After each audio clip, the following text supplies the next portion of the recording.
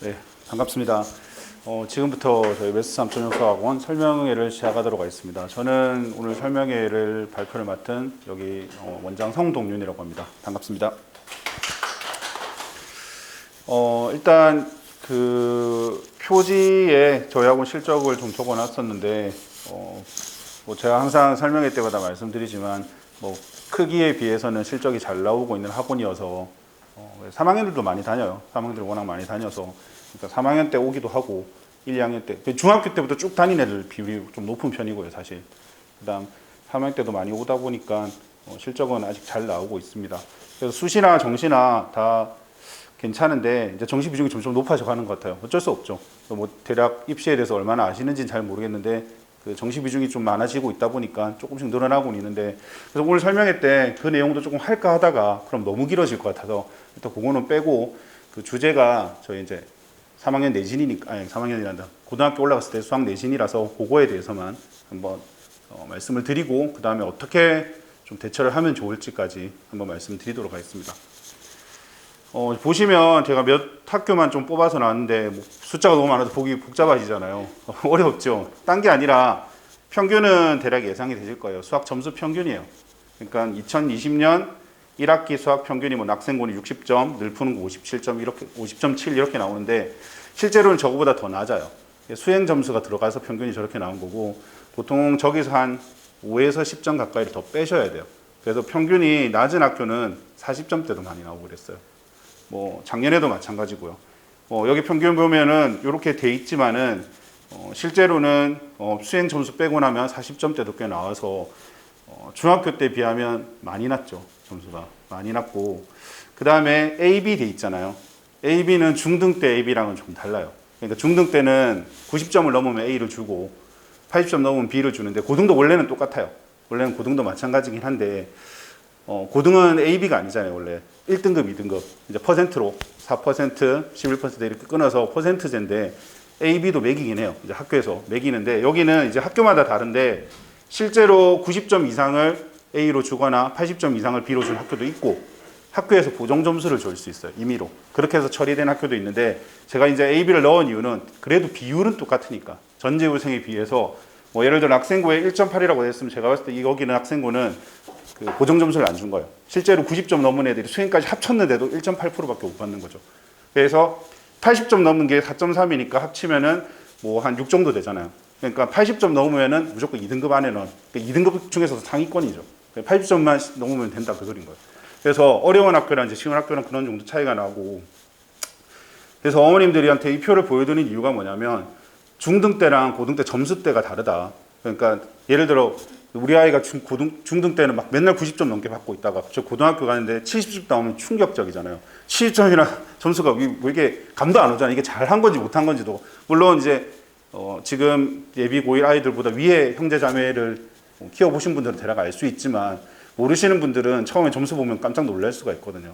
근데 이제 상대적으로 잘 비교를 해야 되는 거기 때문에 그 점수가 과연 나는 몇 퍼센트 안에 들어갈 것인가, 이런 걸 파악해야 되는 거라서 좀 그거를 좀 아셨으면 해서 표를 넣었고요. 다음 넘어가 보겠습니다.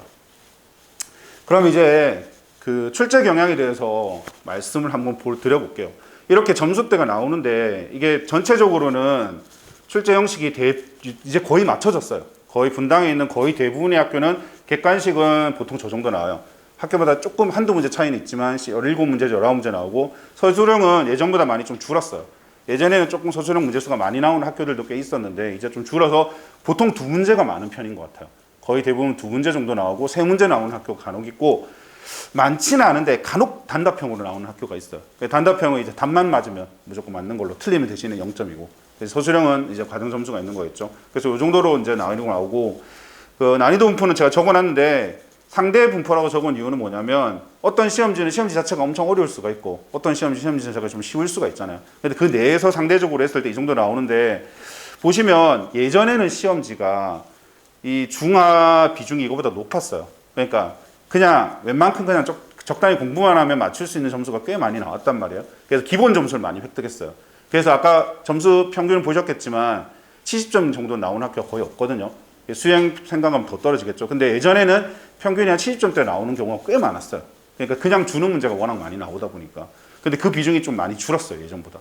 예전보다 꽤 많이 줄었고, 예를 들면 시험지 앞 페이지에 한 6문제 보통 들어가는데, 보통은 6문제 공부만 조금 하면, 열심히 하면 6문제는 그냥 막 치는데 무리가 없었거든요. 근데 앞 페이지에서도 애들이 이제 막히고 있어요.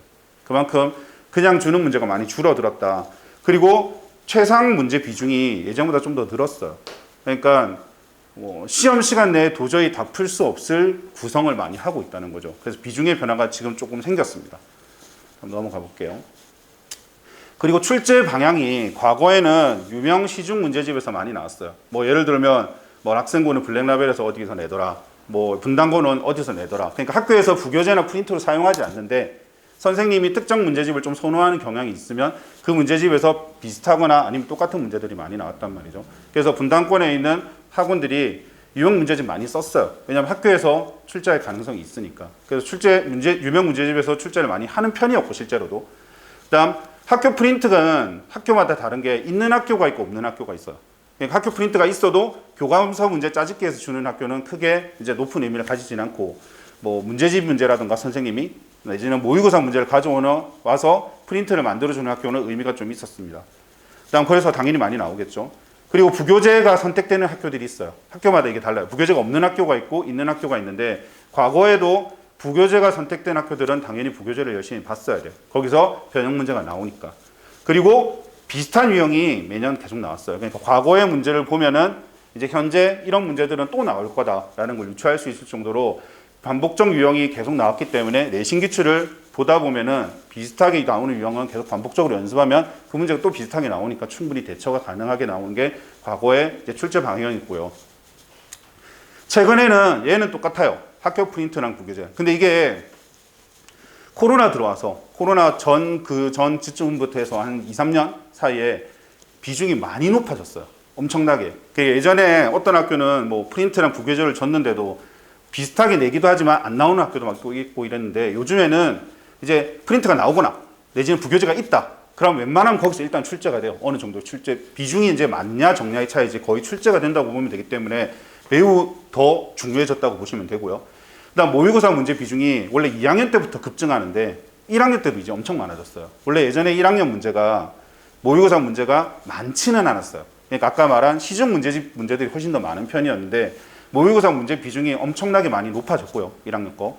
그리고 그 이유 중에 하나는 사실 시중 문제집에 모의고사 문제가 예전보다 더 많이 들어가고 있어요. 그러다 보니까 선생님들이 뭐 그렇게 내기도 하고, 코로나 즈음부터 해서 이것도 많이 바뀌었어요. 1학년에 모의고사 비중이 많이 높아진 게. 그래서 준킬러급이나 내지는 킬러급, 특히 문제들이 많이 나오고 있다. 그 킬러급은 모의고사의 30번 문제. 자, 1학년 모의고사는 30번이 제일 어려운 문제예요. 근데 그런 게 내신에 딱딱딱 나오고 있어요. 많게 나올 때는 30번급이 2문제, 3문제 나올 때도 있어요. 어려운 학교는. 그럼 이제 평균 점수가 난리 나는 거예요. 어떤 시험은 평균이 진짜 30점대 나온 적도 있어요. 평균이 30점대란 말은 1컷이 한 80 넘으면 다 1등급이라는 소리예요. 없어요. 자신 애들이. 그럼 이제 하위권, 중하위권은 이제 난리 나는 거죠. 뭐 10점대, 10점도 안 되는 애들, 이런 애들이 엄청 많아지는 거예요. 그런데 실제로 그렇게 출제를 하더라고요. 그래서 모의고사 문제 비중이 높아지면 높아질수록 대처를 안 하면 문제를 풀 수가 없다. 근데 점점 높아져 가고 있다. 이걸 인지를 꼭 하셔야 되고요. 다음, 분당이랑 강남 내신 기출이라고 적어 놓은 거는 이 모의고사 높아진 문제가 최근에 2, 3년 제가 바뀌었다고 했잖아요. 그게 그대로 기출 문제 로가 들어가 있어요. 그래서 그걸 봐야지 변형 문제를 대처할 수 있어요. 그러니까 딱 보면 애들이 이거 어디서 본 문제인데? 근데 못 풀거나 어디서 본 문제인데 하면 풀어내야 되잖아요. 그런 반응을 보일 때 결국 풀어내야 되는 건데, 그럼 연습을 해야 되는데 안다고 풀 수가 없어요. 연습을 해야 풀 수 있거든요. 근데 이제 최근에 분당이나 강남 쪽에 워낙 모의고사 기출 변형 문제가 학교 내신에 많이 나오다 보니까 저런 문제에서 그 변형된 문제들을 자연스럽게 연습을 할 수 있기 때문에 그런 거를 연습해야 된다. 그래서 잠시만요. 네. 거기서 비중이 높아졌기 때문에 이쪽 방향을 가지고 많이 나오고 있다. 이렇게 대처를 해야 된다. 그래서 아까 말한 평균 점수가 떨어져 나오고 있는 게 이게 제일 큰 요인이 있어요. 제가 봤을 때는. 뭐 예를 들어 제가 문제를 넣어놨는데 이제 작년 중앙고 문제죠. 21번 문제로 나왔던 건데 이제 이거는 2019년 고1 6월 30번 문제예요. 보시면 아시겠지만 그냥 수학을 잘 모르셔도 눈으로만 봐도 거의 똑같잖아요. 그냥 똑같아요. 문제가. 근데 애들이 이제 이렇게 문제가 나오잖아요. 그럼 알아요. 이 문제 나왔네. 근데 못 풀어요. 나올 줄 알고 있어도 못 풀어요. 왜냐하면 30번이잖아요. 알고 있어도 푸는데 오래 걸려요. 근데 거기다 숫자까지 바뀌었다. 그러면 외운 애들이 일단 못 풀어요. 외운 애들은 풀 수가 없고 내용을 알고 있어야 그나마 계산을 해서 답을 낼 수가 있어요. 그래서 이런 문제가 실제로 출제가 되고요. 한 장 더. 네. 이런 것도 보시면 작년 낙생고 문제인데 그림만 봐도 똑같은 거 아시겠죠? 이거는 2014년 문제였어요. 그래서 이건 그냥 똑같이 나온 거예요. 이 문제도 아는 애들도 힘들어요. 물론 알아도 문제를 푸는데 시간이 걸릴 수밖에 없어요. 거기다 20번이면 서술형일 가능성이 이건 객관식이었네요. 여기 객관식 서술형이 적었나 보네. 그나마 뭐 저 숫자라도 비슷하게 내면은 외운 방식으로 풀면 답이 빨리 나오겠지만 만약 서술형이었다. 그러면 이제 이게 힘들어질 수 있는 거죠. 그래서 문제가 이렇게 거의 똑같이 나오겠는데 알면서도 대처를 못하는 경우가 많고 근데 더구나 모른다. 그냥 막 문제집만 열심히 공부했어요. 그럼 이건 풀 수가 없어요. 시간 내에. 그러니까 시간이 엄청나게 많으면 풀 수 있겠죠. 근데 시간 내에 풀어야 된다는 게 가장 큰 문제거든요. 그래서 미리 풀어보거나 공부하지 않으면 할 수 없을 정도, 대처할 수 없는 상황이다라고 생각해 주시면 될 것 같습니다. 그래서 최근 기출 시험을 치고 나면 애들하고 이제 대화를 해보면 제일 큰 말이 1번 문제는 거의 대부분 시간 부족이라고 해요. 애들이 선생님 저 끝나고 나서 혼자 풀면 풀리는 문제인데 시험 시간 내에 못 푼다는 건데 이게 중학교 때랑은 달라요. 중학교 때 느끼는 시간 부족이랑 다른 상황인 게 진짜로 애들이 예를 들어 프린트 문제를 저희가 준비를 시켜줬어요. 열심히. 근데 똑같은 문제가 나오면 애들이 알죠. 이 문제 나왔네. 근데 그거를 풀 여유가 없는 거예요. 딴 문제를 푸는데 시간이 너무 많이 소요되니까. 그래서 이게 그냥 내가 수학을 잘하거나 내지는 문제를 풀 줄 안다 선으로 끝나면 안 되고 그게 또 훈련이 돼야 될 과목이죠. 그래야지 시험 때 어쨌든 답을 내서 점수를 가질 수가 있는 거죠. 그래서 대부분 학교의 아이들이 지금 대화를 해보면 시간 부족을 제일 많이 이야기하고 방금 말씀드린 것처럼 아는 문제라도 풀이 시간이 오래 걸리는 게 문제라는 거죠. 그래서 시간 투자가 많이 된다. 다음 서술형 수가 아까 좀 적어졌다고 했죠. 예전보다. 대신에 배점이 너무 높아졌어요. 뭐 한 문제 아까 보셨는지 모르겠지만 10점짜리도 있고 한 문제 10점 엄청 커요. 그 다음에 뭐 7점, 대부분 6점에서 10점 사이 배점이 되는데 두 문제 정도 나오는 학교는 배점이 꽤 커요. 8점, 10점 이런 식으로도 많이 나와요. 그럼 그 두 문제를 시간이 없어서 날리면 일단 80점부터 시작을 하는 거예요. 거기다 객관식 어려운 두 개 정도 틀리면 그냥 바로 70점인 거예요. 그러니까 평균 점수가 높아질 수가 없는 거죠. 근데 애들이 훈련이 안 돼 있으면 거의 처음부터 그냥 순서대로 풀거든요, 보통. 그러면 아까 말한 시간이 없다고 했죠. 소수령을 가지를 못해요. 소수령까지 못 가니까 마지막에 급하게 몇 줄 적고 내고 나니까 뭐 1점, 2점 받고 이러는 거예요. 근데 자기 풀 수 않은 문제죠. 왜냐하면 소수령에 생각보다 쉬운 문제도 나오거든요. 근데 그걸 모르고 대처를 하면은 점수를 못 받는 거예요, 일단. 풀 수 있는 건 당연히 풀 수 있어도. 그렇기 때문에 풀이 방법에 대한 순서에 대한 어떤 연습도 같이 있어줘야 된다.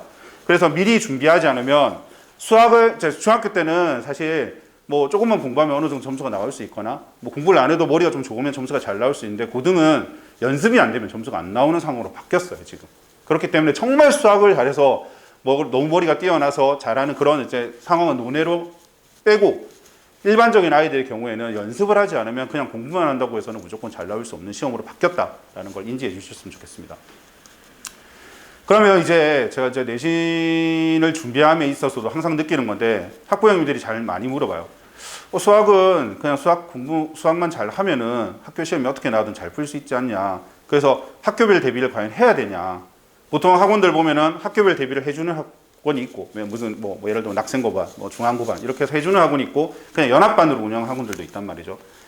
근데 이제 어느 학원이 더 맞다는 조금 애매한 게 있어요. 왜냐하면 학원에서 어떻게 해주냐에 따라서. 근데 학교별 대비를 해야 되냐라고 물어보면 당연히 해야 된다고 생각해 주시면 될 것 같아요. 수학 잘하면 무조건 잘 풀 수 있다. 맞아요. 맞는 말인데 이왕이면은 그 학교에 나올 수 있는 상황에 맞춰서 공부하면 더 잘 나올 수 있는 거잖아요. 그래서 학교별 대비는 당연히 해야 되는 게 맞는 거고요.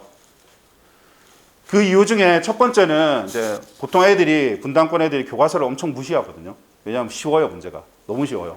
교과서 문제가 너무 쉽고 대부분의 문제는 애들이 공부만 조금만 하면 풀 수 있어요.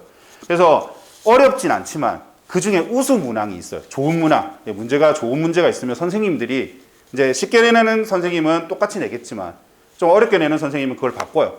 그 문제의 좋은 점은 살려놓고 껍데기를 바꿔서 내기 때문에 변형 문제에 대해서 출제하는 거를 대처를 해야 되는데 애들이 풀 수 있어요. 변형을 해도. 근데 제가 말씀드리는 건 빨리 정확하게 풀어야 되잖아요. 그렇기 때문에 대처를 해야 돼요. 못 풀어서가 아니에요.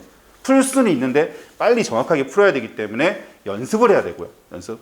다음에 심화학습 내용의 차이는 뭐냐면 교과서마다 그 뭐 탐구 주제 뭐 해서 뭐 이런 거 있어요. 교과서마다 다르거든요. 그 부분은. 왜냐하면 그거는 이제 저자들이 자기가 추가로 넣고 싶은 내용들을 다 따로 넣은 건데 학교에서 선생님들이 그거를 수행으로 내는 경우가 있고 수행으로 안 나오면 학교 문제에 녹여내는 경우가 있어요. 그는 선생님들이 보통 수업 시간에 언급을 해요. 근데 애들이 잘 안 듣죠. 선생님이 중요하다 말하는 걸 잘 안 듣다 보니까 놓치게 되기 때문에 어쩔 수 없이 저희 입장에서는 따로 준비를 해주는 게 맞아서 보통 그런 교과서마다 학교마다 교과서가 다르니까 거기서 중요한 탐구 주제라는 게 이런 게 있으면 이제 애들한테 이거는 중요한 거니까 내용을 공부하자라고 따로 알려줘야 돼요. 그래서 그래야지 혹시나 한 문제로 나왔을 때 대처를 할 수 있기 때문에 그래서 심화학습이라고 적어놨는데 이제 교과서에 있는 서브 주제들에 대해서도 대처를 해야 되는데 그게 교과서가 다르기 때문에 학교마다 준비를 해주는 게 좋고요. 다음 똑같은 이야기인데 익숙한 것과 풀어야 하는 것의 차이. 알고 있어도 결국은 풀어야 점수를 받는 거니까 연습을 해야 되는 거죠. 그 과정을 애들이 엄청 싫어요. 애들한테 야 이거 풀자라고 시키시면 나 아는 건데 뭐 그러고 넘어가요 애들이. 딱 보면 아는 문제거든요. 근데 이제 막상 자기가 풀면 시간이 걸리잖아요. 그 시간을 줄여주기 위해서는 저희는 강제로 시키는 거죠. 그 작업이 필요하다라는 걸 생각해 주셨으면 좋겠습니다. 다음 부교재 프린트. 반드시 반복적 풀이를 통해서 익숙해지는 것이 요구된다가 뭐냐면 이제 부교재의 난이도가 학교마다 좀 다르거나 아니 프린트 난이도가 좀 다를 수 있는데 애들이 부교재 같은 경우에는 보통 한 번 정도 풀고 그냥 나 다 했어 공부 풀어봤어 이러고 넘겨요. 안 돼요. 계속 풀어야 돼요. 진짜 지겹도록 풀어야 돼요. 시간 날 때 틈틈이 풀어야 되는 게 속도, 정확성, 연습 때문에 그래요. 시험이 아까 한 20문제 플러스 마이너스로 나오는데 부교재 비중이 예를 들어 40% 정도라고 하면 그 40%는 일단 맞추고 가야 되잖아요. 근데 맞추는 거를 끝나는 게 아니라 계속 말하지만 시간을 줄여야 돼요. 40% 맞추기 위해서 50분 중에 20분을 써야 되는 게 아니라 15분 내로 끊어야지 나머지 5분을 아껴서 나머지 문제를 풀어야죠. 그래야 점수가 나와요. 점수가. 그렇기 때문에 반복적 풀이를 통해서 익숙해지는 것이 요구하는데 제가 뒤에 가서 말씀드리겠지만 똑같은 문제를 애들이 풀으라고 하면 애들이 답을 외우고 있어서 답 탁탁탁 적고 나 풀었어 이렇게 해버려요. 그렇기 때문에 문제를 바꿔줘서 변형 문제를 풀게 해줘야 돼요. 그래야지 애들이 풀어요. 그리고 생각보다 애들이 시험 한 2주 전 되잖아요. 그럼 변형 문제랑 같이 쫙 나눠주면 애들이 진짜 열심히 풀어요. 그때는 진짜 전투적으로 풀거든요. 그럼 연습이 되는 거예요. 그래서 그런 자료를 줘야지만 가능하다라고 생각해 주시면 좋겠고 다음 출제 가능성 높은 제가 말씀드린 거 유사문항을 통해서 반드시 연습을 해야 돼요. 그래야 애들이 전투적으로 풀고 기억이 남기 때문에 시험 때도 잘 풀 수 있습니다. 뭐 제가 보시면 저희 학원에서 이제 준비해 주는 건데 이제 교과서 분당구 교과서가 있으면 보통 천재 교과서를 분당구는 썼는데 거기서 이제 좋은 문항을 뽑아서 변형 문제를 저희가 훈련을 시키는 그런 자료예요. 그걸 연전히 뭐 넣은 거고 필요한 중요한 문제는 또 해설 따로 저희가 찍어서 볼 수 있게 해주고 있고요. 그다음에 중앙고 같은 경우는 프린트가 엄청 중요해서 학교에서 나온 프린트 문제거든요. 그럼 그와 유사한 문항을 뭐 찾아서 넣거나 못 찾으면 저희가 만들어서라도 넣어서 훈련을 시켜서 이렇게 같이 들어가요. 그래서 원 문제 풀게 하고 옆에 유사 문항 넣어서 또 연습시키고 이거를 계속 줍니다. 반복하게. 그렇게 해야지 애들이 공부를 열심히 하거든요. 다음 프린트에서 주요 문항은 저희가 찍어서 유튜브에 올려놓으면 애들이 언제고 요즘 애들 다 어차피 핸드폰이나 뭐 패드 뭐 등등 어쨌든 들고 다니잖아요. 뭐든 간에 유튜브에 접근 경로가 너무 쉬우니까 집에서든 어디서든 볼 수 있게끔 저희가 찍어서 유튜브에 올려주면 애들이 항상 볼 수 있도록 하고 애들이 요구하는 문제들이 있어요. 그런 것들도 따로 찍어서 볼 수 있도록 해주고 있습니다.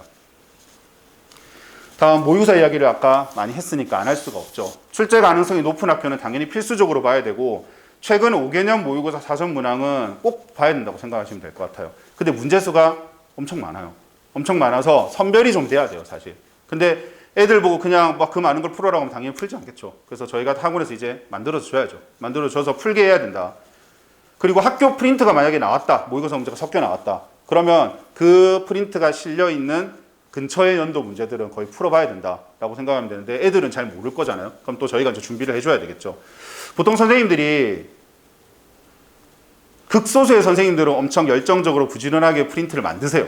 근데 대부분의 선생님들은 보통 긁어다 붙이거든요. 그래서 그 연도 비슷한 전으로 문제가 거의 그냥 몰려 있어요, 문제들이. 그래서 거기에 맞춰서 준비를 하면 확실히 가능성이 높더라고요. 시험 문제에 나올 가능성. 그래서 선생님이 프린트나 아니면 부교재에서 중요하다고 했던 문제 전후에 5개년 최소 모의고사 사전 문항은 봐야 된다. 다음, 타 학교에서 출제된 문제. 자, 이게 무슨 말이냐면 뭐 3년 전에 모의고사에 30분으로 나온 문제가 예를 들어 분당고에 나왔었어요. 근데 뭐 예를 들어 낙생고는 아직 안 나왔어요. 근데 그 문제가 올해 다른 학교에서 나올 가능성이 높다라고 말하는 이유는 제가 이제 항상 이제 그 학교 내신 기출 문제를 분석을 해보면 선생님들이 좋아하는 문항이 좀 있어요. 이게 그 선생님들이 서로 아는 사이인지 아닌지는 전혀 모르겠지만 희한하게 그 문제는 이 학교 저 학교에서 너무 많이 나오는 거예요. 그만큼 학교 선생님들이 선택을 해서 내게 좋다고 판단을 하나 봐요. 이게 학원 선생님들하고 학교 선생님들하고 마인드가 좀 다르거든요. 근데 학교 선생님들 입장에서 선호하는 문항, 그러니까 한 3년치 모의고사 문제가 내신에 녹여 들어왔을 때 거기서 많이 나왔던 문항은 그 학교에서 안 나왔으면 또 나올 가능성이, 다른 학교지만 나올 가능성이 있기 때문에 조금 알아둘 필요성이 있다. 그래서 타 학교에서 모의고사 문제에서는 변형된 문제는 반드시 체크를 해야 됩니다. 다음, 아까 말씀드린 것처럼 풀이 자체보다 문제 의도 및 담긴 의미를 알아야 풀 수 있어요. 요즘 애들이 좀 심한데 설명을 해주면 이해를 해요. 애들이 이제 선행도 좀 하고 이러면 설명 이해는 잘 하거든요. 그래서 애들이 똑같이 말해요. 선생님, 이해는 되는데 풀 수가 없어요. 이해는 된대요. 설명, 문제를 알아요. 이해는 돼요. 근데 혼자 풀으라고 하면 안 풀린다는 거예요. 애들이 자기도 모르게 외워서 많이 풀어서 그래요. 풀이를 보통 외워요. 그리고 자기가 따라 풀면 답이 나와요. 그럼 자기는 잘하는 거고 공부가 한글로 착각을 많이 해요. 요즘 애들이 유독 심해요, 그게. 그래서 풀이하는 것 자체를 풀어서 내가 써서 답을 내는 것도 당연히 중요하지만 거기를 넘어서서 문제가 담긴 의미를 알아야 바꾸어 나왔을 때 대처가 가능해요. 근데 그게 안 되면 시험 때 열심히 시간을 쓰고 문제를 풀었는데 답이 안 나오는 거예요. 막 5분 정도 써가지고 시간을 풀었는데 답이 안 나오면 그 문제는 5분을 날리고 그 문제도 날리게 되는 거죠. 의미가 없어지는 거예요. 그렇기 때문에 그냥 풀이하는 것만 이해하고 끝나는 게 아니라 문제에 담긴 의미를 정확하게 알아야지만 의미가 생기는 거예요. 다음 넘어가겠습니다. 그다음 선생님 성향이라고 제가 또 이제 넣었는데 좋아하시는 스타일이나 문제 유형이 일정한 분이 있어요. 이게 저도 이제 시험지를 만들다 보면 저도 모르게 제 취향이 반영이 되거든요. 시험지에 약간 제가 중요한 유형, 저도 모르게 가지고 있는 생각이 있을 거잖아요. 근데 학교 선생님도 좀 있더라고요. 그래서 출제하신 방향이 어떤 선생님이 있으면 그 선생님이 과거에 출제한 방향을 좀 알 수 있으면 문제가 나오는데 제가 예를 하나 들어드릴게요. 한 넘겨주시겠어요? 보시면 뭐 잘 모르시겠지만 일단 그래프가 약간 비슷하게 생겼죠. 이게 이제 2019년 분당고에서 나온 건데 이거의 원래 문제는 수능 문제예요. 수능 문제가 지금 수능 말고 바로 전 수능은 1학년 2학기 부분이 수능에 나왔거든요. 그래서 이 함수 파트라는 건데 이 함수 파트에서 수능 문제가 나왔고 이 원래 문제는 이제 킬러급 문제로 출제가 됐었어요. 근데 이 문제는 학교 선생님들이 정말 사랑하는 문제입니다. 제가 봤을 때. 정말 많은 학교가 나와요. 근데 이 선생님은 유독 이 문제를 좋아하나 봐요. 이때 2019년 분당고에서 내셨거든요. 다음에 또 냈어요. 똑같은 유형인데 조금 서술형과 이제 객관식의 차이인데 약간 업그레이드해서 내셨어요. 근데 이 선생님이 그 다음에 중앙고로 전근을 가십니다. 가셔서 중앙고 가서 작년에 또 내셨어요. 그리고 이 선생님은 참고로 프린트에도 이걸 실었어요. 그래서 저희 학원 애들이랑 저랑 무조건 나온다. 이 선생님 2년 동안 냈는데 프린트에 또 실었다. 그렇게 준비를 했는데 근데 저희만 그렇게 생각을 안 했겠죠. 다른 학원도 비슷하게 물론 이 선생님 파악하셨으면 생각했을 수 있는데 전교에서 몇 명 맞췄을까요? 이 문제 4명 맞았어요. 전교에서 이게 10점짜리였어요. 안장을 보시면 10점짜리 문제인데 4명밖에 못 맞췄어요. 그러니까 대처를 했는데도 애들이 정확하게 파악 못한 애들은 틀린다는 거죠. 모양은 똑같고 거의 애들 분해는 비슷하지만 달라요. 문제가 뭐 잘 모르시겠지만 합성함수라는 걸 한 번 더 했기 때문에 상황이 다른데 그걸 모르면 애들은 허심 쓰는 거예요. 10점짜리를 놓칠 수 없으니까 막 푸는데 결국 점수를 하나도 못 받아요. 왜냐하면 첫 줄부터 아마 틀렸을 가능성이 높아요. 그렇기 때문에 이 앞에 그 첫 번째 보여드린 표에 이 해의 중앙고가 0점 몇 프로예요. 90점 넘은 애가. 왜냐하면 일단 10점 다 전교에서 4명 빼고는 다 10점 이제 감점 당하고 시작하니까. 그래서 선생님이 좋아하는 성향이 있으면 거기에 맞춰서 좀 대처를 하면 어느 정도 이런 거는 보인다라고 생각해 주시면 될 것 같습니다. 자, 다음 또 많이 물어보시는 문제 중에 하나가 기출문제 봐야 되냐. 자, 제가 앞에서 열심히 말을 했잖아요. 봐야 될까 안 봐야 될까요? 당연히 봐야 되겠죠. 자, 넘겨주시면 분당 내신 기출 빈출형은 반드시 봐야 되는 게 잘 나와요. 비슷한 문제 계속 나오기 때문에 빈출형은 반드시 봐야 되는데 애들 보고 보라면 딱 안 보잖아요. 정리를 해서 주어서 보기 해야 되잖아요. 그렇죠? 그래서 유형별로 정리된 교재가 좀 필요해요. 그러니까 어떤 단원, 그 단원 내에서 유형이 어떻게 들어가는데 그 문제들을 기출문제만 모아서 풀어보게 연습시키는 그런 것들 필요하고요. 다음 시험용 적정 난이도와 문항 배치 연습은 뭐냐면 학교 시험만큼 그래도 하나의 완성된 시험지가 연습하기 좋은 게 없잖아요. 그렇죠? 그래서 시험용 적정 난이도와 문항 배치 연습이라는 건 딱 완결된 시험지 하나로 다시 풀어보는 연습을 해야 되는데 여기에 문제가 있는 게 애들이 풀어본 문제가 들어가 있거나 왜냐하면 이제 유형별 정리하면서 풀어본 문제가 막 끼어 들어가 있을 거잖아요. 그리고 한번 풀어본 학교 같은 경우는 다시 풀면 당연히 잘 풀겠죠. 그래서 웬만하면 풀어보지 않은 연도에 학교로서 연습을 해서 확실히 자기 실력을 체크해서 연습을 하는 게 중요하고 그래서 타학교 시험풀이로 실전 연습을 하는 게 반드시 필요합니다. 그래서 기출문제를 유형별로 정리된 교재를 가지고 반복 연습을 해야 되고요. 그 다음 자기가 풀어보지 않은 학교의 연도의 문제로서 다시 풀어보면서 실전 연습을 하는 게 정말 중요하더라고요. 그래서 필요하다라고 생각해 주시면 될 것 같고요. 저희 학원에서는 뭐 이렇게 해요. 뭐 예를 들어 학교별로 다 이렇게 돼 있어요. 원 단원에 어떤 중요 주제가 있으면 거기에 대해서 내용 넣어주고 그거 관련된 문제를 쭉 넣어서 계속 연습시키는 거예요. 왜냐면 저런 거는 말든 모르든 일단 무조건 빠르게 풀 수 있어야 되기 때문에 비슷하게 나왔던 것들은 다 넣어서 풀게 하고 있고요.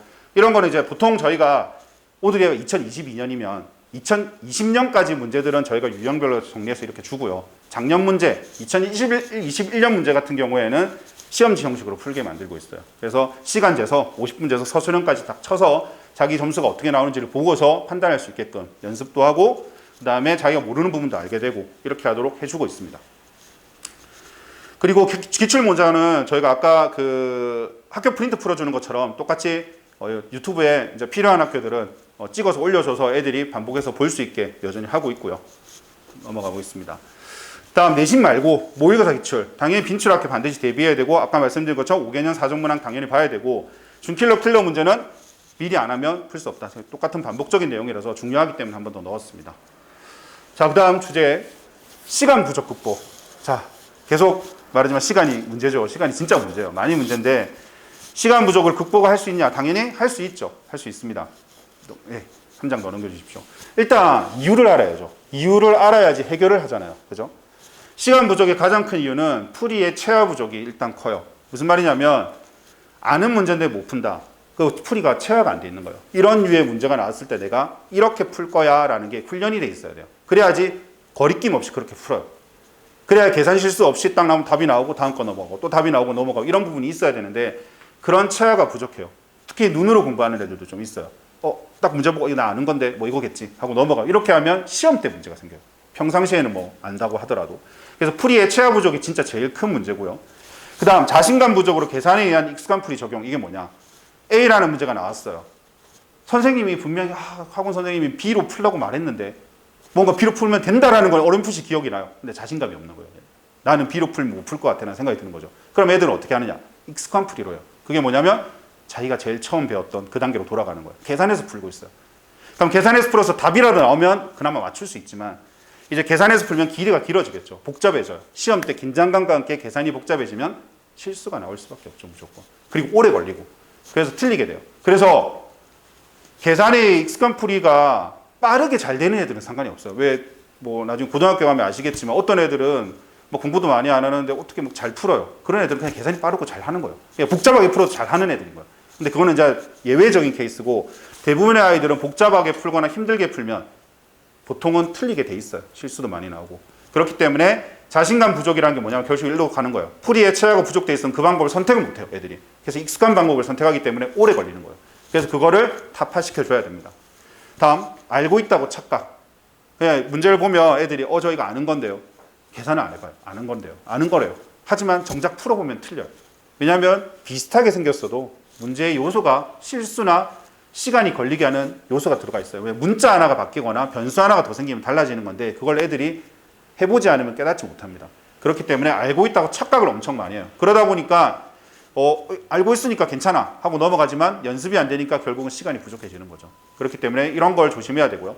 적응력 부족은 뭐냐면 이게 애들마다 다르죠. 긴장하는 정도가 다를 수 있고 나중에 겪어보신 분들도 있으시겠지만 첫 번째 시험 치면 애들이 생각 이상으로 긴장을 많이 해요. 왜냐하면 요즘에 이제 분당의 학원들이 내신을 오래 시켜요. 그러니까 고1 첫 번째 시험을 잘 치게 하기 위해서 예전에는 보통 이제 겨울 방학 들어서면 좀 하던 거를 이제 점점 이게 계속 앞으로 땡겨오고 있거든요. 왜냐하면 첫 번째를 잘 쳐야 이제 스타트가 좋다라는 걸 알다 보니까 그래서 애들이 길게 준비하면 자기들이 공부를 많이 했으니까 당연히 잘 칠 수 있을 거라고 생각하지만 어쨌든 불안하잖아요. 모르니까 첫 번째 시험이라는 게 사람이라는 게. 그래서 긴장감이라는 게 있고 처음에 또 고등학교 시험을 치면 거의 대부분 애들이 시간 배분에 실패해요. 거의 대부분. 중등 때 줄기차게 그냥 쫙 풀어나가는 그런 느낌이 안 들어요. 중간에 막히는 게 10몇 번쯤에서 막히는 게 아니라 갑자기 아까 말한 앞장 6번에서 갑자기 막히고 넘어갔어요. 7번에서 또 막혀요. 그럼 이제 애들이 이제 정신이 나가기 시작해요.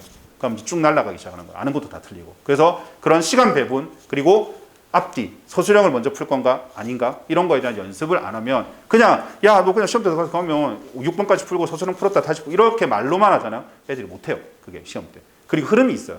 자기가 한 시험지를 쭉 풀잖아요. 풀어가는 흐름이 있기 때문에 왔다 갔다 하면 끊기게 되기 때문에 왔다 갔다 할 건지 처음부터 풀 건지 어떤 건지를 연습을 해야지 애들이 잘 칠 수 있거든요. 그래서 그런 부분들이 있어야지 시간 부족이 해결이 된다. 그래서 이유들이 이런 것들이 있다라고 저는 생각을 합니다. 자, 그래서 이걸 해결하기 위해서는 제가 제일 많이 추천하는 건 결국 타임어택 연습이에요. 이게 부족한 유형의 동일한 풀이 연습은 뭐냐면 잘 안 되는 유형이 있어요, 애들이. 근데 본인이 모르면 선생님이 파악해 줘야겠죠. 그럼 그거를 시간을 재서 계속 풀게 하는 거예요. 그러니까 애들 지겨워요. 그럼 강제로 시켜야 돼요. 강제로 시켜야 그나마 하니까. 대신에 이제 동기부여를 주는 게 시간 땡기기. 예를 들어 비슷한 유형을 너 1분 만에 풀었잖아. 그럼 그 다음에는 한 50초까지 땡겨보고 40초 땡기고 이런 어떤 타임 어택 연습을 조금 긴장감을 줘서 시키는 게 확실히 효과가 있었고요. 다음 요거는 이제 애들한테 항상 제가 많이 추천하는데 애들이 그 타이머 많이 이제 고등학생들은 많이 들고 다니거든요. 핸드폰으로 하든 아니면 보통 시계를 많이 들고 다니는데 정해진 시간 내에 정해진 문제. 예를 들어 센으로 연습을 한다. 센으로 잘 공부하는 중이다. 그럼 센 B 단계를 한 10분에 나는 20문제 이런 식으로 정해놓는 거예요. 10분 딱 스타트하고 20문제 푸는 거예요. 그럼 10분 되면 딱 끄고 그럼 내가 몇 문제를 풀었냐? 그중에 몇 개 보고 몇 개를 맞았냐? 그렇게 연습하는 게 꼭 시험지가 아니더라도 평상시에 그냥 일반적인 문제를 풀 때도 그렇게 연습을 하는 애들이 확실히 시간에 대한 긴장감이 많이 줄어들더라고요. 그래서 그런 게 필요하다고 생각하고 실전 연습이나 다양하게 풀어보는 시도는 역시 필요하겠죠. 이거는 이제 하루아침에 되는 게 아니기 때문에 쌓여야 되고 스스로 잘 못해요. 솔직히 말씀드리면 스스로 못하고 거의 강제로 시켜야 돼요. 계속 잔소리 하듯이 물어보고 너가 했냐 안 했냐 이렇게 체크하니까 애들이 습관이 드니까 그 다음에 좀 하더라고요. 그래서 보통은 내신 대비 때 많이 하게 되는데 이제 입학을 해서 그때 1학기에 중간고사 준비하면서 애들이 이제 조금 적응해 하다가 기말 이렇게 지나가면 조금 그런 게 적응이 돼서 스스로 어느 정도 하던데 그 전까지는 옆에서 조금 도와줘야 되긴 합니다.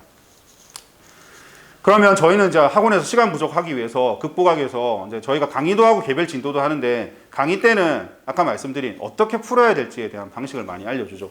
이런 유형은 이렇게 풀자. 물론 이런 방법도 있지만 이런 방법으로 가자라고 할 때 이걸 연습을 하자라는 방식을 많이 제시해 주려고 하고 있고요. 모의고사 문제 같은 경우에도 어떻게 접근하고 의미를 어떻게 알려주는지 많이 알려주려고 노력하고 있습니다. 그럼 개별 진도로 가면은 이제 배운 내용들을 체화해야 된다고 제가 말했죠. 연습을 해야 돼요. 연습을 안 하면 방법이 없기 때문에 체화하는 걸 많이 시키고요. 그다음 반복적 연습 많이 시키고 개별적으로 보기 때문에 얘가 이걸 잘 하고 있는지 아닌지를 체크합니다.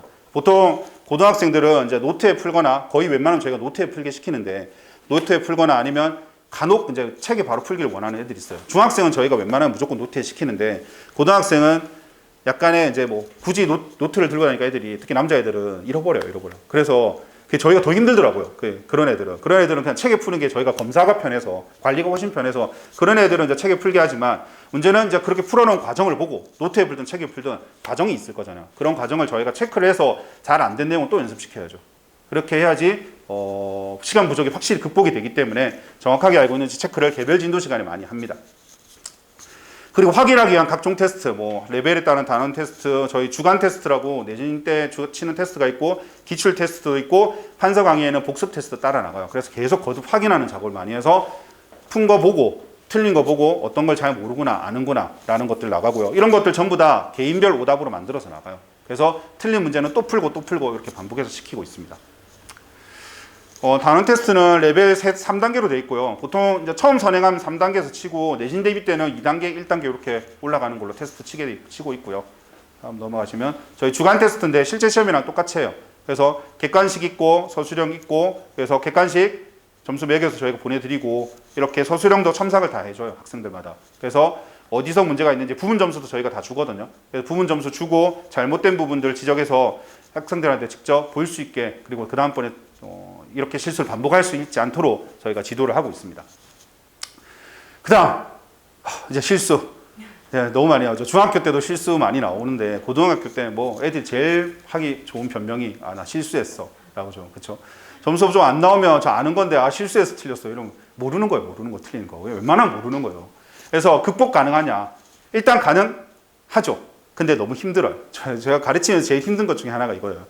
지식적인 부분이나 이런 거는 제가 알려주면 되고 연습을 시키면 되는데 어렵더라고요. 아직까지도 저도 이제 강의한 지 오래됐는데 아직까지도 사실 이게 어떤 일이 시험 칠 때 발생할지 모르니까 개인의 멘탈이 그래서 참 어렵긴 하던데 가능은 하긴 해요. 어느 정도. 자 보면 단순 계산 실수가 있고 발생하는 건 급하고 긴장하는 멘탈이 가진 아이들 당연히 많이 할 수 있고 그다음 이거 독해 능력의 문제인데 이건 수학적 능력보다 국어적 능력이 이거 생각보다 이것 때문에 틀린 애들이 많아요. 뭐 앞에 조건을 못 봤다거나 둘째 줄에 있는 숫자를 못 봤다거나 선분 AB라고 되어 있는 걸 선분 AC로 읽는다거나 그러면 이제 문제를 잘못 알고 있는 정보로 문제를 풀게 되는 거잖아요. 그러면 이제 실수를 했다고 하지만 이제 이것도 자기 능력이죠. 독해 능력이 안 된 거니까. 이런 문제가 있고 일단 풀이 방식 아까 말씀드린 것처럼 풀이 방식을 이제 힘들게 가면 실수 나올 가능성이 워낙 높으니까. 근데 제가 말하는 풀이 방식의 최적은 제일 짧은 풀이가 아니에요.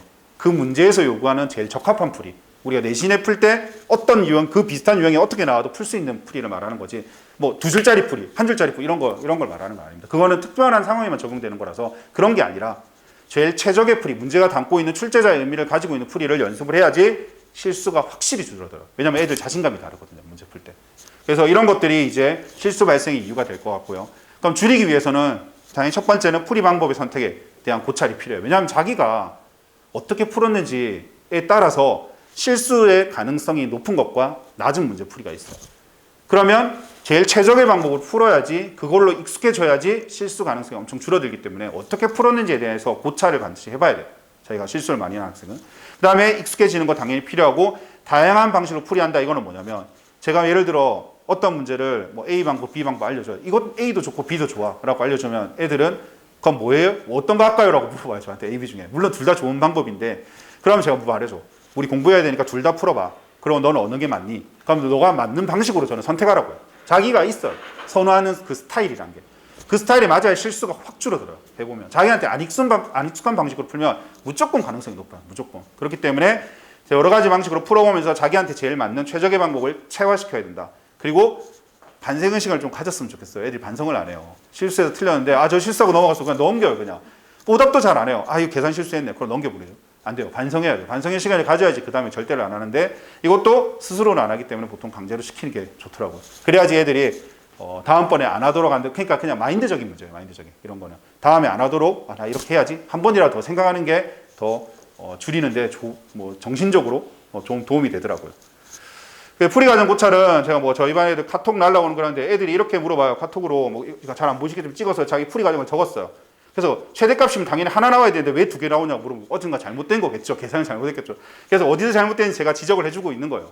그러면 애들이 그거 잘못됐다는 걸 알고 그 다음번에는 이제 고치려고 노력을 하는 거죠. 이게 이 학생 같은 경우는 좀 유독 심해서 어떤 계산 실수 부분이 내지는 조건을 잘못 읽는 거. 그래서 제가 매번 지적을 해주고 있거든요. 근데 조금씩 나아지고는 있어요. 이게 하루아침에는 사실 안 되고 조금씩 나아지고 있도록 해주는 거고 이거는 아까 저희가 이제 주간 테스트 첨삭해 주잖아요. 이 부호가 틀렸어요. 위에서는 맞았거든요. 밑에서 내려오면서 이 마이너스를 빼먹은 거예요. 급하게 쓰다 보니까. 이런 걸 일일이 다 지적을 해줘야지 애들이 또 조심을 하게 되더라고요. 그래서 이렇게 지적을 해주고 있습니다. 그래서 저희가 일단 좀 전에 제가 이제 한 걸 정리를 말씀해서 드리면 분당 고등학교 내신이 어려워지고 있다. 코로나 딱 첫 해에 조금 쉬었다가 그 다음부터 계속 어려워지고 있고 부교재 비중 당연히 높고 프린트에 학교 모의고사 많이 나오고 있기 때문에 실질적으로 문제 난이도가 높다. 그럼 연습을 해야 충분히 좋은 점수를 받을 수 있고 그 연습하는 게 그냥 무작정 많이 푼다, 양치기를 많이 한다 라고 되는 게 아니라 학교에 맞춰서 어느 정도 대처를 해야 되고 그 다음에 시험 풀면에 있어서 뭐 실수라든가 시간 부족을 극복하는 것도 당연히 훈련이 돼야 된다. 갑자기 나는 수학을 공부 많이 했으니까 이번 시험 무조건 잘 칠 수 있어 라고 말하는 시대는 이제 지나갔어요. 잘하는 건 당연하고 그걸 하기 위한 훈련이 필요하다라고 생각해 주시면 될 것 같고 제가 저희 학원 아까 그런 것들을 극복하기 위한 저희가 뭐 방법들을 말씀드렸잖아요. 그래서 당연히 저희 최고의 방법은 저희 학원을 다니는 게 저는 좋지 않나라고 생각합니다. 한 페이지 더 읽어주시면 저희 학원이 제가 그냥 하는 말이 아니라 아까 앞에 말씀드린 거 있잖아요. 그거 진짜 뭐 손이 많이 가요. 그거 일일이 다 하려면 엄청 힘들거든요. 엄청 힘든데 근데 그렇게 안 하면 점수가 안 오르더라고요. 그러니까 제가 어떤 학생을 봤는데 많이 늘었어요. 수학이 엄청 잘해요. 예전보다. 근데 참 슬픈 게 A 문제를 푸는데 이제 얘가 예전에는 20% 정도 알고 풀었는데 그 문제를 이제 열심히 공부를 해서 이제 80%까지는 알고 푸는 걸로 왔어요. 그런다고 그 문제를 맞추는 건 아니잖아요. 90%를 와도 맞추는 건 아니잖아요. 100%가 돼야 맞추는 거잖아요.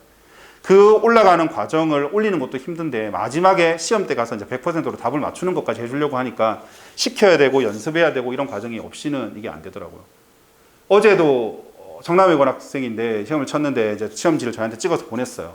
그래서 어떤 문제가 도저히 자기는 왜 틀렸는지 모르겠다라고 적혀 있더라고요. 그래서 학생이 이제 시험지 푼 걸 제가 보고 시험지에 풀려 있으니까 다 잘 풀었어요. 진짜 완전히 다 맞아요. 답만 다른 걸 찍은 거예요. 그러니까 이게 지금 풀이 과정 전부 다 맞고 제가 서술형이었으면 10점 만점에 9.9를 줘야 되는 상황인데 답을 틀려요. 그런 것들이 발생하니까 이게 참 그런 걸 극복시키기가 쉽지는 않지만 해야지만 된다라고 좀 생각을 해주셨으면 좋겠습니다. 그래서 일단 저희 예비-고1 설명회라서 저희가 이제 예비-고1 대상으로 운영하는 반은 판서 강의랑 개별 진도반이 섞인 반이 있어요. 그러니까 주1에 칠판 수업을 하고요. 그 다음 주2에는 개별적으로 나가는 수업이 있는데 판서 강의는 공통 진도를 나가는 거고 개별 진도는 각자 애들마다 선행 정도가 다르잖아요. 그래서 각자 진도에 맞춰서 예를 들어 저희가 뭐 뒤에 가서 말씀드리겠지만 판서 강의를 수학상을 나간다. 그럼 개별 진도는 어떤 애는 수학 1을 할 수도 있고 어떤 애는 뭐 수학 2를 할 수도 있잖아요. 그럼 따로 나가는 거예요. 그래서 판서랑 개별을 같이 묶어서 나가는 반이 있고요. 칠판 수업을 힘들어하거나 못 따라가는 애거나 아니면 수학을 잘해도 싫어하는 애들이 있어요. 자기가 그냥 자기 그 리듬에 맞춰서 하려는 애들. 그런 애들은 개별 진도만으로도 수강을 할 수가 있습니다. 그래서 개별 진도는 당연히 개인의 진도 난이도에 맞춰서 따로 수업을 하고요. 선호도가 높은 학생들은 보통 이제 판서 수업을 안 하려고 하니까 이렇게 따로 개별 진도로만 수업을 할 수 있습니다. 판서 강의는 아까 말한 것들을 다 저희가 이제 녹여내려고 이렇게 준비를 하고 있고요. 뭐 내용들이야 뭐 보시면 아는 거니까 다음 넘어갈게요. 그 다음에 테스트가 있어요. 당연히 복습 테스트 있고 클리닉이 있는데 판서 강의도 10시 후에 수업을 못 하잖아요. 공식적으로 못 하기 때문에 저희 또 뭐 창이 다 열려 있어서 쉽지가 않아요. 여기서 10시 후에 하기가 걸린단 말이죠.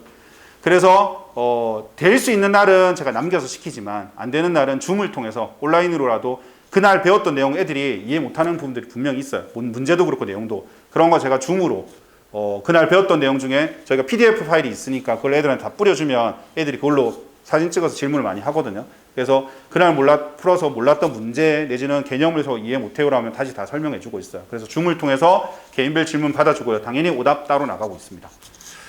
그다음에 그 판서 강의 일정은 12월까지는 수학상이에요. 분당 내신이랑 모의고사 기출 중에 이제 어려운 문제 중에서 중킬러 정도까지만. 지금 킬러 문장 미친 듯이 해봐야 나중에 되면 또 해야 되거든요. 그래서 의미가 좀 낮아서 중킬러 정도까지만 하고 제가 이게 3개월이 실제로는 2개월 반인데 이렇게 잡은 건 저희가 중등이 지금 2시간 수업이에요. 2시간이 뒤에 테스트랑 자습이 2시간 붙어 있거든요. 12월까지는. 그래서 이렇게 회차가 좀 많은 거고 그다음 1월로 가면은 이제 주 3회로 그러니까 판서 강의는 주 3회가 되는데 수업 시간도 3시간이에요. 한 번 할 때. 그래서 늘어나기 때문에 한 달 내에 수학화를 똑같은 내용으로서 진행을 하고요. 그리고 2월이 되면 다시 수학상으로 넘어가서 이제 올려서 중킬러급이랑 킬러급 문제를 한 달 동안 시험 그 수학상 전체에 대해서 연습을 합니다. 그리고 이제 중간고사 가면 이제 중간고사 범위만 해야 되겠죠. 그때 되면은 이제 우수 문항들 뽑고 제가 앞에 말한 여러 가지 자료들 있잖아요. 자료들이 이때 막 나가기 시작하는 거예요. 그래서 연습도 당연히 시키고 자료도 다 제공을 해서 애들이 확실하게 공부할 수 있도록 훈련할 수 있도록 그렇게 제공할 예정입니다. 개별 진도는 아까 말씀드린 것처럼 상담을 해서 과목이랑 교재를 결정한 다음에 개별적으로 따로 나갈 거고요. 회차별로 진도 속도가 좀 다르거든요. 이건 학생마다 좀 다르긴 한데 한 장 넘겨보시면 대략 저희가 생각하고 있는 가이드예요. 뭐 레벨 1이 잘하는 아이들인 거예요. 그러니까 이게 수학을 잘한다가 아니라 그 과목 뭐 예를 들어 선행을 한 번도 안 본 애들 수학상을 처음 봐야 된다. 수학 1을 처음 봐야 된다. 얘는 한 2번 정도 본 애들 얘들은 이제 잘 봐서 잘하는 애들 이걸 저희가 레벨로 나눠서 판단을 해서 이제 2시간 수업일 경우에 예를 들어 수학상은 15회 정도 3시간은 수업이면 12회 정도 이렇게 저희가 대략 정해놨어요. 가이드를. 그러면 저희가 어머님들한테 오늘부터 수업을 시작하니까 저희 생각에는 한 언제까지 나가면 개별 진도지만 수학상은 마무리될 거고 그 이후에 수학화를 하면 이 정도 될 거예요 라고 저희가 알려드릴 거예요. 그러면 딱 맞진 않겠지만 그 전후 잘하는 애들은 좀 땡겨주고요. 좀 못하는 애는 조금 늘어날 수 있겠죠. 그 전후로 되게끔 저희가 스케줄을 맞추고 그날 나가기로 한 내용을 안 나가면 다 하고 보내려고 하고 있습니다. 그래서 웬만하면 정해진 스케줄에 맞추려고 하고 있기 때문에 대략 이런 가이드를 정해놓고 저희가 하고 있다라고 생각해 주시면 될 것 같습니다. 그 다음 개별 진도 수업의 과정은 처음에 오면 숙제 검사하고요. 애들마다 숙제했는지 체크해야 되니까 숙제 검사를 하고 틀린 문제 나와서 한 명씩 돌아가면서 질문합니다. 그럼 질문 해결을 하면 들어가면 다시 풀어야겠죠. 그 학생이. 그래서 오답풀이를 진행을 하고요. 새로 나가야 되는 단원이 있으면 개념 설명하고 당연히 문제풀이 연습 그리고 질문하게 돼 있고 개인별로 부족한 유형은 저희가 질문을 받으면은 애들이 못하는 유형들이 정해지잖아요. 내지는 어떤 애들은 아예 그렇게 뭐 센으로 한다. 그럼 이 유형을 모르겠어요. 라고 그냥 와요. 그냥 줄을 통째로 비워놓고 거든요. 그럼 이제 설명을 다시 해주고 다시 풀어보게 시키고 이런 과정이 계속 반복적으로 일어납니다. 그래서 필요한 별도 자료 선생님 저는 이 유형 모르겠어요. 좀 문제 좀 더 주시면 안 돼요? 라면 저희가 제공을 하죠. 그래서 추가 자료로 나가는 건 숙제로 당연히 풀어오게 되고요. 그 다음에 수업 끝나면 자습과 테스트가 있는데 보통 일반적으로는 테스트를 많이 쳐요. 보통 테스트 하루에 2개 정도 치고 가는데 그 전에 배웠던 복습 테스트 친다고 생각하시면 될 것 같고 시험 치고 모르는 거 다시 풀고 다시 검사 받고 제출하고 가는 거고요. 틀린 문제 질문은 다음 시간에 보통 하게 되고, 혹시 자습을 앞에 먼저 수업보다 먼저 하는 아이들은 수업 시간에 들고 들어와서 바로 질문하게 됩니다.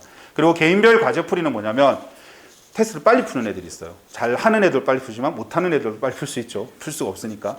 그렇기 때문에 남는 시간은 그냥 버릴 수 없으니까 저희가 따로 자습대하는 과조를 따로 지정을 해줘서 그 과제 풀고 보통은 2시간을 채워서 하고 가게 돼 있어요. 그러니까 수업 그리고 자습까지 해서 그렇게 보내드리고 있습니다. 그다음에 출결은 문자로 날아가고요. 이제 학원에 왔다 안 왔다 문자로 날아가고, 일일 학습 관리라고 해서 이렇게 저희가 매번 보내드리고 있어요. 그러니까 A 학생이 오늘 왔어요. 그럼 오늘인 거예요. 9월 20일이었네요. 그러니까 그날 했던 등급, 수업 때 어땠냐, 그리고 그날 나갔던 내용, 교재는 어떻고 진도는 이렇게 나갔다. 그리고 선생님 코멘트가 나가요. 그때마다 매번. 이 학생은 이런 내용을 이렇게 나갔고, 근데 오늘 수업 때는 몸이 힘들은지 너무 피곤해서 약간 졸았다, 그런 부분까지 저희가 어머님들한테 알려드리려고 하고 있고요. 그 다음 이거는 이제 테스트죠. 테스트 쳤을 때 어떤 단어를 쳐고 점수가 이렇게 됐다. 같이 나가고 있고, 숙제를 어떻게 해왔다. 그리고 숙제 내용, 잘 풀어왔는지 못 풀어왔는지, 오답을 했니 안 했는지 이런 내용이 나가고요. 그 다음에 오늘 숙제가 뭔지까지 해서 한 번에 보실 수 있게 매번 보내드리니까 보통 당일 내지는 다음 날 나가거든요. 그날 오늘 수업을 했으면. 그래서 읽어보시고 어머니들이 바로바로 학원에서 어떻게 했는지를 체크할 수 있게 저희가 해드리고 있으니까 그렇게 하시면 될 것 같고, 개인별 오답 파일은 별도로 관리해서 하고 있습니다. 그래서 일단 이렇게 말씀을 드렸는데, 그쵸? 시간이 꽤 지났네요. 제가 좀 빨리 말을 안 하려고 하긴 해서 시간이 좀 지났는데, 이게 문제가, 내신기 문제가 계속 말하지만 힘들어요. 이게 저희가 이제 가르치면서도 느끼는 건데, 예전하고 다른 게, 진짜 주는 문제가 많아지면은 그 문제는 공부해서 맞추고 나머지 문제를 맞추기 위해서 이렇게 많이 지도를 했어요, 과거에. 근데 이제는 좀 그러지 않다 보니까 훈련이 너무 중요한데, 요즘 애들이 훈련하는 걸 너무 싫어해요. 진짜 생각보다 지겨워하고. 그래서 타의에 의한 훈련이 좀 필요하고, 그러려면 자료가 필요해요. 그냥 던져주고 알아서 해라라고 하면 될 리가 없잖아요. 타의에 의한 자료를 저희가 만들어서 제공을 많이 하려고 하고 있고, 학교별 대비가 참 이게 제 학원 강사 입장에서 정말 힘들거든요. 다양한 학교가 있는데 그 학교를 다 맞춰주려면 이게 쉬운 일이 아니에요. 내가 예를 들면 학생부만 맡았어요. 그럼 좀 할만하지만 여러 학교를 맡고 있으면 힘들거든요. 근데 최대한 저희가 다 맞춰주려고 하고, 그걸 공부한 애들이 확실히 결과는 잘 나오더라고요. 애들이 아까도 말했지만 2주 정도 전이면 진짜 열심히 풀어요. 공부를 이제 하려는 학생들이라면. 그때 이제 몰아쳐서 그 비슷한 변형 문제들을 풀게 했을 때 효과가 좋았던 거라서 그런 것들 다 준비해 주려고 저희가 노력을 많이 하고 있는 학원이라는 걸 좀 알았으면 좋겠고요. 그래서 결과도 잘 나오고 있는 것 같아요. 올해도, 물론 제가 말한 결과는 이제 대입, 올해도 이제 한 2달 정도 남았지만 좋은 결과가 있을 것 같긴 하고, 근데 그 결과를 내려고 저희가 이제 많이 노력을 해서 그 애들을 데리고 있었던 거겠죠. 애들이 아니면 그만두고 나갔을 테니까. 자, 아무튼 이런 것들이 있어야 된다는 걸 어머님이 좀 아시면 좋겠고, 저희 학원을 다니든 아니면 다른 데를 다니든 각자 준비를 하든 제가 말씀드린 이런 내용들로 준비를 해야지 결과적으로 점수가 잘 나올 수 있다는 걸 꼭 인지를 해주셨으면 좋겠습니다. 그래서 오늘 발표는 일단 여기까지 하고요. 혹시 질문하시고 싶으신 게 있으시면 질문을 받아 제가 답변을 해드리고 일단 마치는 걸로 하겠습니다. 감사합니다. 혹시 아까 전에 그 판서 수업이랑 네. 개별 진도 수업이 같이 있는 반. 그런 반도 있고 개별 진도만 하는 반도 있고요. 그러면 이게 아까 이제 보니까 1월은 주 3회더라고요. 네, 방학 때라서. 네, 그럴 경우는 판서를 하루 하고 개별 진도 그럴 때는 어떻게? 판서가 3회고요. 한 달 안에 수학화를 끝내야 되니까. 그럴 때는 개별 진도는 있습니다. 개별 진도는 이제 따로 잡아서. 그 선택이에요. 판서로만 이루어지는. 다 내용이 다른 거 하는 거죠. 판서 때는 수학하 1월이면 개별 진도 때는 각자 원래 나가던 거 수학 1이든 수학이든 미적분이든 각자 나가는 거 따로. 그럼 판서 수업 따로 개별 진도 네. 수업이 같이 또 있는 거. 네네네네. 네, 맞습니다. 그럼 3시간을 판서를 하고 개별은 또. 개별도 3시간 수업이 따로 요일이 다르게 잡아야겠죠. 같은 날 하면 보통 애들이 힘들어하니까. 그러면 주 3회가 판서, 제가 잘 이해가 안 되는데 주 3회가 그럼 판서로만 이루어지면 네. 개별이 만약에 또 있으면 일주일 내내 올 수도 있는 그런. 네네네네. 네, 그거는 자기 선택이에요. 저희가 보통은 방학 때 주 4회를 기본으로 하거든요. 그럼 판서를 3회 나오면 개별을 보통 1회 나와서 다른 과목을 나가는데, 방학 때는 애들이 더 하고 싶어 해서 그러면 이제 개별을 2회를 나온다. 그러면 이제 저희가 계획을 바꾸는 거죠. 수학 1을 원래 한 2달 잡았으면 한 달 만에 끝낸다거나 이런 식으로 바꿔서 잡아드리는 거죠. 어쨌든 판서로 만약에 하게 되면 판서 3회는 무조건 필수고. 네. 거기에 이제 개별은 플러스. 네, 맞아요. 네. 그렇죠. 보통 그렇게 되는데 애들 예비 고일 1월, 2월 달에는 최대한 어머니들 많이 하려고 해서 딴 과목, 선행 과목도 하려고 하시더라고요. 그러니까 기본적으로 수학 상한은 깔고 가는 거고 선행이 필요하다길 요구하시는 분들은 저희가 계획을 짜드려요. 그래서 언제 몇 회 정도 아까 말씀드렸지만 과목마다 몇 회 정해져 있다고 했잖아요. 그걸 보고서 뭐 1회만 해도 되겠다, 2회만 해도 되겠다 이런 거를 나가고 싶은 과목에 맞춰서 저희가 짜드려요. 2달 동안 계획을. 또 궁금한 거 있으실까요? 그럼 학교는 네, 괜찮습니다. 학교를 이게 어디를 갈지 모르잖아요. 네. 아직 정해지지 않았으니까. 맞아요. 그러면 그 학교를 그러니까 아이들이 만약에 뭐 아주 큰 학원처럼 이렇게 어떤 반 이렇게 정해지지 않는데 다 개인이 만약에 한 명씩 있더라도 네. 그 학교 내신을 다 네, 저희 개별 다 봐주고 있어요. 네, 그렇게 해주고 있습니다. 예, 저희 개인 개별 진도는 이제 뭐 대형으로 막 애들 많이 넣어놓고 하는 게 아니니까 각자 담임 선생님이 정해지잖아요. 그 담임 선생님이 정해지면 그 담임 선생님이 그 학교에 대해서는 책임지고 한 명이 있어도 해주고 있어요. 맞춰서 학교별로 안 해줄 수가 없어요. 특히 그 부교재가 있거나 이제 프린트가 나오는 학교는 무조건 해줘야 되기 때문에 없으면 교과서 정도에 이제 저희가 이제 생각했을 때 중요한 문제들 넣어주면 되는데 학교에서 개별 자료가 나오는 학교들은 무조건 해줘야죠. 그리고 부교재가 최근에 한 2년, 3년 동안 전부 다 올림푸스 고난도였거든요. 대부분 학교가 분당 쪽에 부교재 있는 학교들은 거의 부교재가 있는 학교들은 거의 나와요. 거의 나오기 때문에 올림푸스 고난도 문제가 문제량이 많지는 않아요. 절대적으로. 근데 이제 비슷한 문제가 나오는 건 확실하기 때문에 근데 그 문제지만 풀어보면 애들이 아까 말한 거 똑같은 거예요. 아는 문제인데 못 풀어. 뭐 이렇게 돼버리니까 연습을 시켜야 되고 그러면 뭐 예를 들어 서연에서 올림푸스 고난도 똑같이 부교재 쓰고 있고 대진에서도 쓰고 있어요. 그러면 서연의 과거 문제 그 올림푸스 고난도에서 변형 문제가 나왔을 거잖아요. 문제집이 교육 과정이 바뀌지 않으면 대체적으로 비슷해요. 그 다음에 나오다가 확 바뀌어서 나오지 않기 때문에 그래서 그 변형 문제가 나왔을 거잖아요. 그럼 그걸 이제 뽑아다가 이 학교에서 안 나왔으면 이걸로 연습을 시키는 거죠. 그렇게 저희가 자료를 만들어 주면 애들이 자기 학교에서는 안 나왔지만 다른 학교에서 나왔던 비슷한 올림푸스 고난도 문제를 풀어야 되니까 이제 저희가 만들어 주시면 이제 풀게 되는 거겠죠. 그렇게 연습을 해주려고 하고 있습니다. 다른 것도 궁금한 건 없으시고요. 네, 알겠습니다. 그러면 일단 마치는 걸로 하고요. 혹시 개별적으로 궁금한 게 있으신 분들은 저희가 개별 상담 해드릴 거니까 뭐 저희 학원 다니는 거랑 안 다니는 건 상관없이 그냥 궁금한 거 물어보시면 될 것 같고 저희가 아마 11월쯤 기말고사 3학년 기말고사 끝나고 나면 고교 선택 설명회를 할 거예요. 그러니까 학교 어떻게 선택하면 아직 결정을 못 하신 분들이 있으니까 그때 도움이 되게끔 저희가 설명회를 한 번 더 할 거라서 그때 또 오시면 들으시면 좋으실 거라서 그때 또 참석해 주시면 감사드리겠습니다. 그럼 이상 마치는 걸로 하고 개인적으로 물어보신 건 따로 물어보시면 될 것 같습니다. 감사합니다.